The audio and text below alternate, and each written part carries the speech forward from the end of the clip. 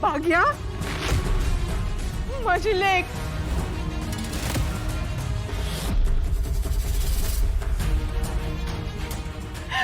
बाळा किती शोधला आम्ही तुला. आज 18 वर्ष झाली तुझ्यापासून वेगळं होऊन.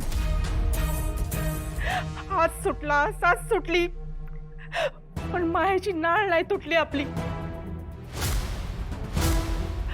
अगं आज पण मी तुला बघितलं ओळखलं बघ. तेच तुझे डोळे तसेच आहेत, तेव्हा जसं होते. ये माझ्या बाळा, ये माझ्याकडे ये. हे काय बोलताय तुम्ही? काय पण बडबडू नका. हे आहेत माझे आई वडील.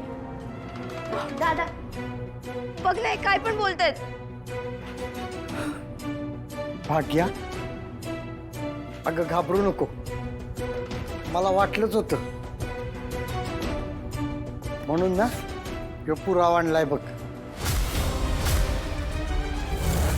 हे बघ, तुझा लहानपणीचा फोटो आहे.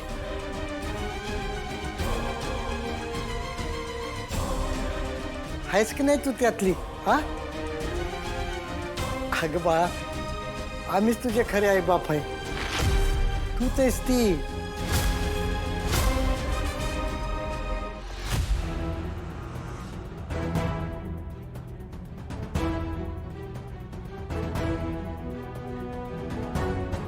लई वर्ष लागली ग तुला शोधायला, पण तुझा काहीच पत्ता लागत नव्हता. पर आज ती ये आली. बाळा, आम्ही तुला न्यायला आलोय, चल आमच्या बरोबर.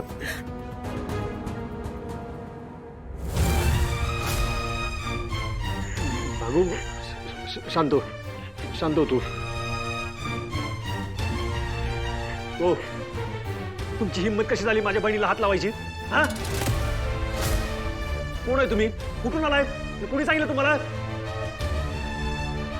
हे बघा, माझं डोकं फिरायच्यात ना, निघायत ना. एक आजोबड्या हाकलाय ना, हाकला. बाबा चला, कोण कुठला आलाय काय निघायचं, चला. असं कसं? तुम्ही आम्हाला असं करू शकत नाही. तुम्हाला आमचं ऐकून घ्यायलाच लागल. आमच्या लेकीपासून आम्हाला लांब तोडू नका. अरे ती आमची लेक आहे.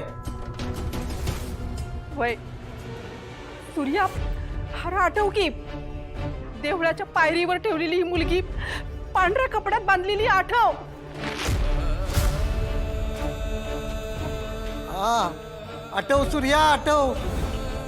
अरे उघड्यावर होती ती. अरे तिची नाळ पण वाळली नव्हती आणि रडत होती ती पोरगी. आठव, आठव सूर्या. वय बागू, अगं तुझा ना माझ्याकडे अजून एक फोटो आहे बघ. हे बघ, तुझ्या लहानपणीचा. हे बघ, या फोटोत तू हा ना मी दवाखान्यातल्या खाटेवर. ये पोरी ये, अगं आई जवळ ये. ए तू नाहीये माझी आई.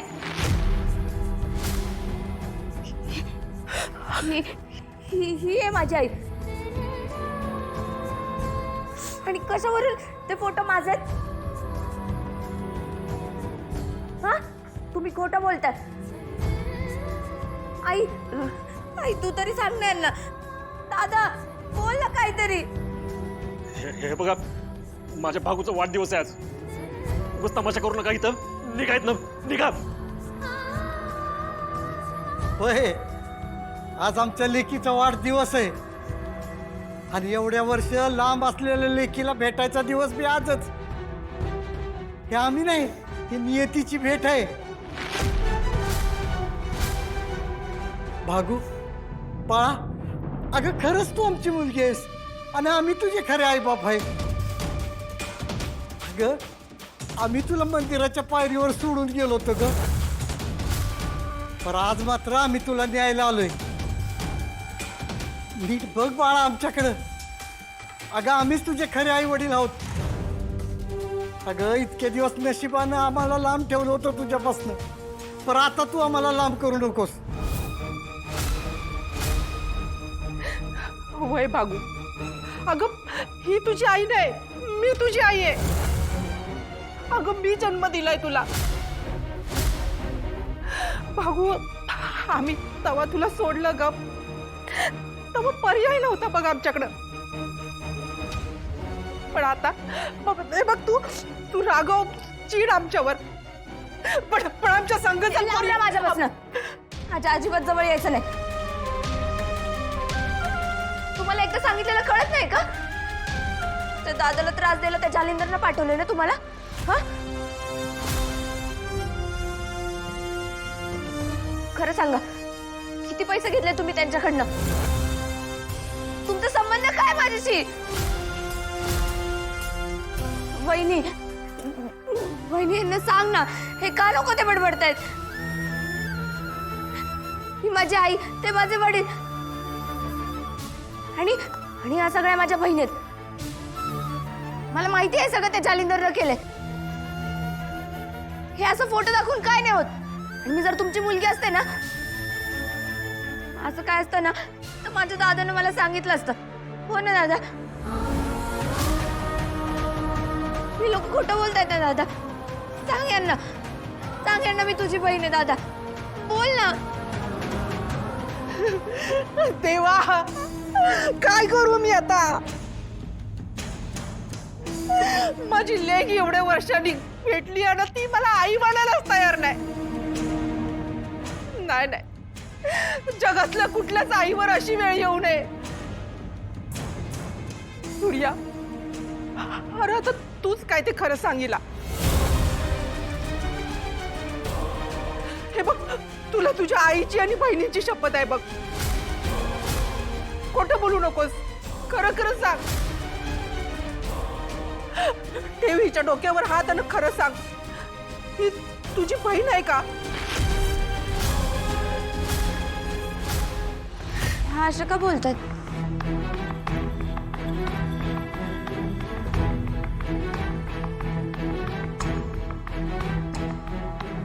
धनु दीदी, सांग ना यांना, मी तुझीच बहीण आहे ना. सांग यांना, सांग. राजूताई, तू माझे लहानपणी किती लाड केलेत, सांग यांना. लहानपणापासून आपण एकत्र आहे, सांग यांना. सांग ना राजूताई. अक्का, मी लहान होते तेव्हा तूच सांभाळलेस ना मला. सांग यांना. मग आपण सख्या बहिणी होत ना. आपले फोटो दाखव यांना. थांबा, आपले जा फोटो घेऊन ये. जा फोटो घेऊन ये. राजूताई, तुम्ही का नाही बोलत आहे? बोले ना काहीतरी. दादा सांग यांना की मी तुझीच बहीण आहे. घे शपथ माझी आणि सांग यांना की मी तुझी बहीण आहे.